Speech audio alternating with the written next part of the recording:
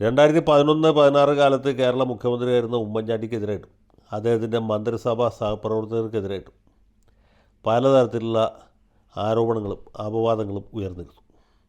അപ്പോഴൊക്കെ ഉമ്മൻചാണ്ടി ഒരു പുഞ്ചിരിയോടുകൂടി പറഞ്ഞത് നിയമം നിയമത്തിൻ്റെ വഴിക്ക് പോകും എന്നാണ്. നിയമം അതിൻ്റേതായ വഴികളിൽ കൂടി ഒരുപാട് സഞ്ചരിച്ചു. ഇദ്ദേഹത്തിൻ്റെ മന്ത്രിസഭാ സഹപ്രവർത്തകരിൽ ചിലരൊക്കെ കളങ്കിതരായി, ചിലരൊക്കെ പ്രോസിക്യൂഷൻ നേരിടേണ്ട ഗതികേട് വരെ ഉണ്ടായി. 1-2 പേര് രാജിവെക്കെ ഉണ്ടായിട്ട് പോകും. പക്ഷേ ഉമ്മൻചാണ്ടിയുടെ സൽപ്പേരിന് പറയത്തക്ക കളങ്കമൊന്നും സംഭവിച്ചില്ല. ജസ്റ്റിസ് ശിവരാജൻ അദ്ദേഹത്തെക്കുറിച്ച് ചില പരാമർശങ്ങൾ നടത്തിയെങ്കിലും അതൊക്കെ പിന്നീട് ഹൈക്കോടതി അത് എഴുതിയ കടലാസിൻ്റെ വില പോലും കൊടുക്കാതെ തള്ളിക്കളഞ്ഞു. ഏതായാലും ഉമ്മൻചാണ്ടിയുടെ പാത പിന്തുടരുന്ന ആളല്ല നമ്മുടെ ഇരട്ടച്ചങ്കൻ അഥവാ മുൻ കേരള ചക്രവർത്തി സഖാവ് പിണറായി വിജയൻ. അദ്ദേഹം നിയമം നിയമത്തിൻ്റെ വഴിക്ക് വിടാൻ സന്നദ്ധനല്ല. അദ്ദേഹത്തിൻ്റെ മകളെക്കുറിച്ച് ആരോപണം ഉണ്ടാവുകയും ആ വീട്ടിൽ റെയ്ഡ് നടക്കുകയും ചെയ്തപ്പോൾ പുള്ളി പ്രകോപിതനായി എന്ന് മാത്രമല്ല ഇഡിക്കാർക്കെതിരായിട്ട് ശക്തമായിട്ട് പ്രതികരിച്ചു. അദ്ദേഹത്തിൻ്റെ സംസാരം കേട്ടതൊന്നും രമേശ് ചെന്നിത്തലയും വി ഡി സതീശനും കൂടിയാണ് ഇഡിയെ മകുടി ഊതി വിളിച്ചു വരുത്തിയത്. അവരാണ് ഇദ്ദേഹത്തിൻ്റെയും മകളുടെയും ജാമാതാവിൻ്റെയും ഒക്കെ വീട് പരിശോധിക്കാൻ വിട്ടത്. അവരാണ് CMRL കർത്താവിൻ്റെ വീട്ടിലേക്ക്, കർത്താവിൻ്റെ മകൻ്റെ വീട്ടിലേക്ക് എല്ലാം ഇഡി അയച്ചത് എന്ന്. സത്യത്തിൽ അങ്ങനെയല്ല. ഹൈക്കോടതി ഉത്തരവിൻ്റെ അടിസ്ഥാനത്തിലാണ് ഇഡിക്കാർ ചാടി എഴുന്നേറ്റതും ഇവരുടെയൊക്കെ വീടുകൾ റെയ്ഡ് ചെയ്തതും. അതിൽ സതീശനോ ചെന്നിത്തലയ്ക്കോ അല്ലെങ്കിൽ സണ്ണി ജോസഫിനോ ഇദ്ദേഹത്തിൻ്റെ പഴയ വിരോധിയായ കുമ്പക്കുടി സുധാകരനോ യാതൊരു പങ്കുമില്ല. അത് നമുക്കെല്ലാവർക്കും അറിയാം. പക്ഷേ സഖാക്കൾ അംഗീകരിക്കാൻ തയ്യാറില്ല. അവർ പറയുന്നത് ഇഡി വിഡി മോഡി ഗൂഢാലോചനയാണ് എന്നാണ്. ഇഡി വിഡി മോഡി കേൾക്കാൻ രസമുണ്ട്, റൈമിംഗ് ആണ്. പക്ഷേ ഈ പറഞ്ഞ സംഗതിയുടെ മേലൊന്നും ഈ രമേശ് ചെന്നിത്തലയ്ക്കോ വി ഡി സതീശനോ യാതൊരു പങ്കുമില്ല, യാതൊരു സ്വാധീനവുമില്ല. അവർ വിചാരിച്ചാൽ ഒരു പിണ്ണാക്കും നടക്കില്ല. പക്ഷേ നരേന്ദ്രമോദിയായോ അമിത്ഷായോ ഇഡിയോയോ വെറുതെ കുറ്റം പറഞ്ഞാൽ അതിന് കേരളത്തിൽ ഒരു മാർക്കറ്റ് വാല്യൂ ഇല്ല. കേരളത്തിൽ വിലയുള്ളത് രമേശിനും സതീശനുമാണ്. അപ്പോൾ അതുകൊണ്ട് അവരുടെ നെഞ്ചത്തേക്ക് കയറാം എന്ന് സഖാക്കൾ തീരുമാനിച്ചു. മാത്രവുമല്ല, ഈ മുഖ്യമന്ത്രിയുടെ വാടക വീട്ടിന് മുൻ മുഖ്യമന്ത്രിയുടെ വാടക വീട്ടിന് ചുറ്റും പാർട്ടി സഖാക്കൾ ഒത്തുകൂടുകയും മുദ്രാവാക്യം വിളിക്കുകയും ഇഡിയുടെ തന്തയ്ക്ക് പറയുകയും ഒക്കെ ചെയ്ത് സാമാന്യ രസകരമായ ഒരു അന്തരീക്ഷം അവിടെ ഉണ്ടാക്കി. ഇഡിക്കാർ തിരിച്ചു വന്നപ്പോൾ ഇവർ കാറ് തടഞ്ഞു നിർത്തുകയും ഇരുമ്പ് വടികളും അതുപോലെ ഇഷ്ടികകളും ഉപയോഗിച്ച് കാറിൻ്റെ ഗ്ലാസ് അടിച്ച് തകർക്കുകയും ചെയ്തു. ഈ കാറിൻ്റെ ഉടമസ്ഥൻ ഒരു ടാക്സിക്കാരനാണ്. അയാൾ ബാങ്കിൽ നിന്ന് കടമെടുത്തിട്ടാണ് ടാക്സി മേടിച്ചത്. ഇപ്പോൾ ചില്ല് തല്ലി പൊട്ടിച്ചു. മാത്രമല്ല അയാൾ CPM കാരനുമാണ്. അങ്ങനെ ഇരുമേലിൽ CPM കാരും കാറ് വാടക കൊടുക്കില്ല, ഇഡിക്കാരും നടന്നു പോകാനായിട്ട് വരും എന്നുള്ളതാണ് ഇതിൻ്റെ ഗുണപാഠം. മാത്രവുമല്ല, വീണയുടെ അക്കൗണ്ടുകളൊക്കെ പോലീസ് അല്ലെങ്കിൽ ഇഡിക്കാർ മരവിപ്പിച്ചിരിക്കുകയാണ്. അതുകൊണ്ട് ഇനി എന്ത് ചെയ്തെന്ന് വെച്ചാൽ CPM അടുത്തായിട്ട് ബാങ്കിൻ്റെ ചില്ല് അടിച്ച് തകർക്കും, മാനേറെ കയ്യേറ്റം ചെയ്യും. മാത്രമല്ല, ഇവർക്ക് ആർക്കെങ്കിലുമൊക്കെ ഈ ബാങ്കിൽ അക്കൗണ്ട് ഉണ്ടെങ്കിൽ അത് പിൻവലിക്കും. അങ്ങനെ ബാങ്കിനെ പാഠം പഠിപ്പിക്കും, ഇഡിയെ പാഠം പഠിപ്പിക്കും. പിന്നെ ഇഡിക്കാർ പോയ വഴിക്കൊക്കെ ഇവർ ചാണകവെള്ളം തളിച്ച് ശുദ്ധമാക്കും. ഇങ്ങനെ പല പല കലാപരിപാടികളും കലാരൂപങ്ങളുമൊക്കെ പാർട്ടിയും വർഗ ബഹുജന സംഘടനകളും ആസൂത്രണം ചെയ്യുന്നുണ്ട്.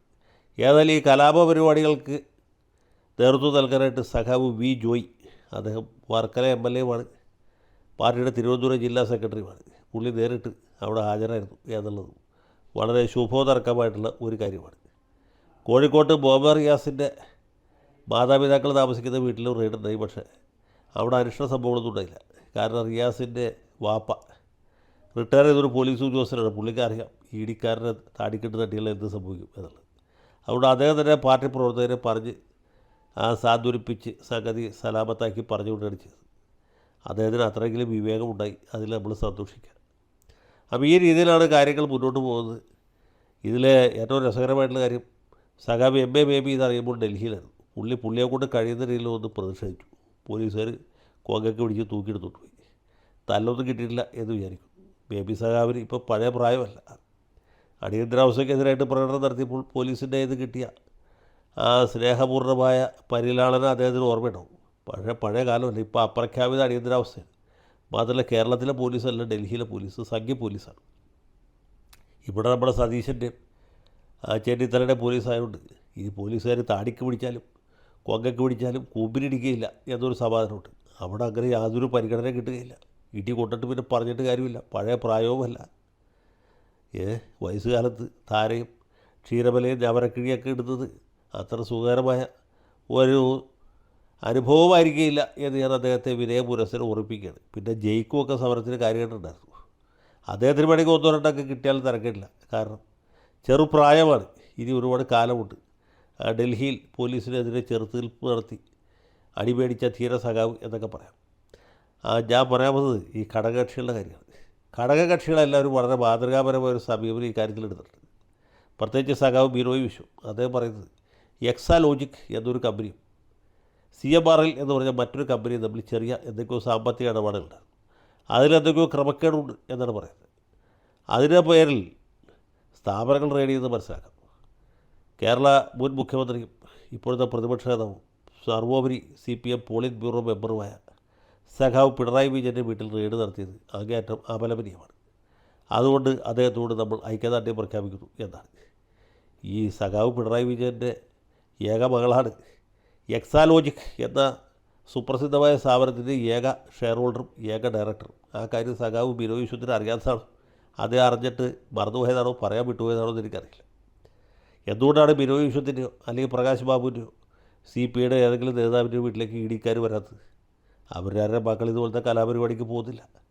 അവരാരും ശശിധരൻ കർത്താവിൻ്റെ കയ്യിൽ നിന്ന് കാശ് മേടിച്ചിട്ടില്ല എന്നുള്ളതുകൊണ്ടാണ്. അല്ലെങ്കിൽ ബിനോയ് സഖാവിൻ്റെ വീട്ടിലും ഇടിക്കാർ വന്നത് വരാത്തത് ഇതുകൊണ്ടാണ്. അപ്പോൾ സഖാക്കൾ ഇങ്ങനെയുള്ള കാര്യങ്ങളൊക്കെ കുറച്ചുകൂടി ജാഗ്രത പുലർത്തുന്നതല്ലാണ്. മാത്രമല്ല നമ്മുടെ പാർട്ടി ഇപ്പോൾ തെരഞ്ഞെടുപ്പ് തോറ്റ് ആകെ വല്ലാത്തൊരവസ്ഥയിലായി നിൽക്കുകയാണ്. ഇതുപോലത്തെ ഒരു കലാപരിപാടിയാണ് പണ്ട് CPIക്കാർ തൃശ്ശൂർ നടത്തിയത്. കരുവന്നൂർ കോപ്പറേറ്റീവ് ബാങ്കിൽ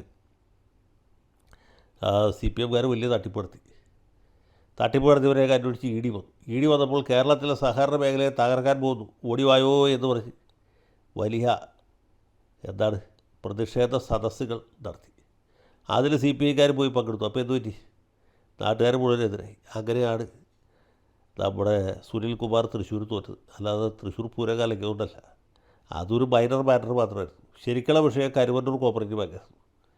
അത് സഖാക്കൾക്ക് മനസ്സിലായില്ല. അവർ കരുവന്നൂർ ഈ തട്ടിപ്പെടുത്തിയ ആളുകളോട് ഐക്യദാർഢ്യപ്പെടാനും EDയെ തടഞ്ഞു നിർത്താനും കേന്ദ്ര ഇടപെടലിനെ ചെറുക്കാനും ഫാസിസത്തിനെതിരായിട്ട് വാറോലിൽ ഇറക്കാനും പോയി. പരിണതഫലം തൃശ്ശൂർ മണ്ഡലത്തിൽ നമ്മുടെ സുനിൽകുമാർ ഡീസൻ്റായിട്ട് തോറ്റു. അഥവാ സുരേഷ് ഗോപി ഇവിടെ നിന്ന് ജയിച്ചു പോയി കേന്ദ്രമന്ത്രിയായി. ഇനി ഇപ്പോൾ ജനങ്ങൾ ആകമാനം വെറുത്ത് നിൽക്കുകയാണ്. അത് CPIക്കാരുടെ കുഴപ്പം കൊണ്ടല്ല, പിണറായിസത്തിൻ്റെ തകരാറുകൊണ്ടാണ്. ഇതെല്ലാവർക്കും അറിയാം. അരിയാഹാരം കഴിക്കുന്നവർക്ക് മാത്രമല്ല, മൂക്ക് കീഴോട്ടുള്ള എല്ലാ ആൾക്കാർക്കും അറിയാം. അതറിഞ്ഞതിന് ശേഷവും പിണറായി വിജയൻ ഐക്യദാർഢ്യമായിട്ട് പോയി കഴിഞ്ഞാൽ എന്ത് സംഭവിക്കും എന്ന കാര്യം അല്പം ഒന്ന് ആലോചിച്ചാൽ മനസ്സിലാവും. ഈ നാട്ടുപുറത്തൊരു ചൊല്ലുണ്ട്, എള്ളുണങ്ങിയാൽ എണ്ണയ്ക്ക് കൊള്ളാം എന്ന്. എള്ളുണങ്ങി കഴിഞ്ഞാൽ നമുക്ക് ആട്ടി അതിൻ്റെ അകത്തുനിന്ന് പ്യുവർ ജിഞ്ചിലി ഓയിൽ എടുക്കാം. അതേസമയത്ത് ഈ എള്ളിൻ്റെ അകത്ത് എലിക്കാട്ടം ഉണ്ടാവും. എലിക്കാട്ടം മുടങ്ങിയിട്ട് എന്താ വിശേഷമുള്ളത് എന്ന് ചോദിക്കും. എന്താ പറഞ്ഞ പോലെയാണ് ഈ കളവ് നടത്തിയ CPMകാർ പ്രതിഷേധിക്കുന്നത് മനസ്സിലാക്കാം. അതിലൊരു പങ്കുമില്ലാത്ത, അതുമായിട്ട് ഒരു ബന്ധവും പൂലബന്ധവും ഇല്ലാത്ത CPIക്കാരും ജനതാദളുകാരും കേരള കോൺഗ്രസ് ജോസ് മാണി ഗ്രൂപ്പുകാരും കോൺഗ്രസ് എസ്സുകാരും NCPക്കാരും ഒക്കെ പ്രതിഷേധിച്ചാലൊക്കെ ഇരിക്കും. നിങ്ങൾ തന്നെ ആലോചിച്ചു. ഈ കാലത്ത് നേരം മനുഷ്യൻ ചിരിപ്പിക്കാനായിട്ട് ഇതുപോലെ ഓരോ വിദൂഷകന്മാരെ രംഗത്തിറങ്ങുകയാണ്. ഞാൻ കൂടുതലൊന്നും പറയുന്നില്ല. ഏതായാലും CPM നിർത്തിയ സ്ഥലത്ത് നിന്ന് LDF ഏറ്റെടുത്തിരിക്കുകയാണ്. നാടൊട്ടുക്ക് പ്രതിഷേധ സമ്മേളനങ്ങളും അതുപോലെ പ്രതിഷേധ ജാഥകളും പന്തം കൊളുത്തി പ്രകടനവും മറ്റ് സകല കലാപരിപാടികളും നടത്തിക്കൊണ്ടിരിക്കുകയാണ്. ഇനി അതങ്ങനെ കൈകുട്ടിക്കളിയായിട്ടും തിരുവാതിരക്കളിയായിട്ടും ദഫ്മുട്ടായിട്ടും പരിചമുട്ട് കളിയായിട്ടും ഒക്കെ മുന്നോട്ട് പോകും.